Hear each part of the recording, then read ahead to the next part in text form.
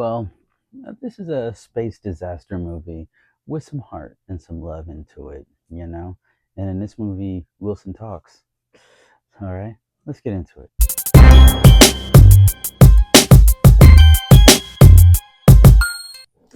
Hey, everybody, welcome back to Cast Cinema Files. And tonight I'm going to be reviewing Ryan Gosling's Project Hail Mary.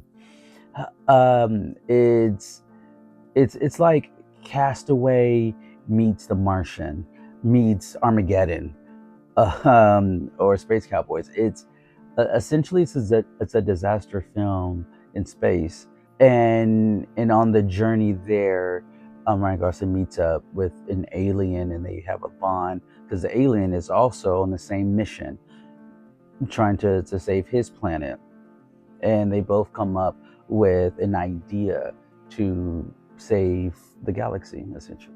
This is from the same creators as The Martian, with Matt Damon, so it has the same vibe, the same feel to it, which is nice. And like Castaway, Ryan Gosling is by himself, and he meets this alien who doesn't speak English or anything like that. So that's where Wilson comes into play.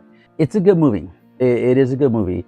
It has some heart to it. But the problem that I did have with this film is at the beginning, the first act of this film, they dived a little bit too much into the silliness of it, or like Ryan Gosling's character was a little too silly for me.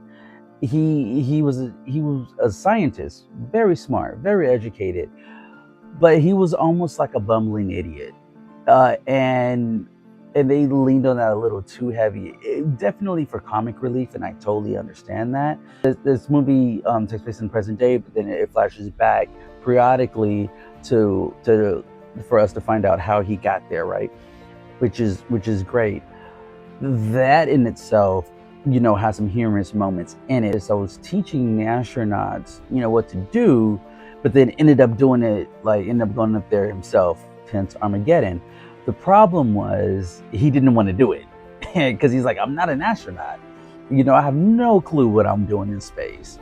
But of course, he's the only man that can do the job proficiently. Me personally, I thought that it was going to take away from the serious and touching moments that I knew what was going to happen, and it did for me personally. I just thought that his bumblingness and his awkwardness was a little too much. It had nothing to do with his acting. It's solely on the writing itself, because Ryan Gosling is really good in this movie. He did tug on some heartstrings, and he did play the comedy. I think the way that it was intended.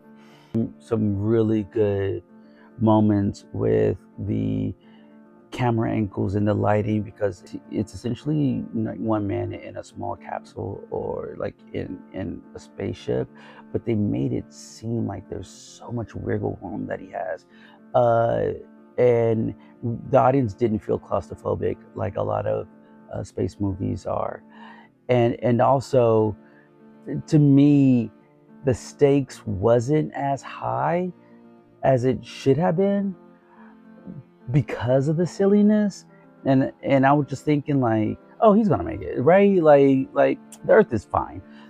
There's no sense of that he may not make it, like he may fail his mission. But don't get me wrong, there was some tense moments, and when I'm at the edge of my seat or I'm holding my breath, especially when he like lands on a distant planet, and basically this planet is like Jupiter, and he had to like do some science things, like with this planet. That was some intense moments, and those moments was great. That's when the movie became serious. That's what I felt the present day should have been. That intensity, that amount of stress, while the flashbacks could be more lighthearted, more the comic relief to give the audience a breath, before we go back into the dire straits.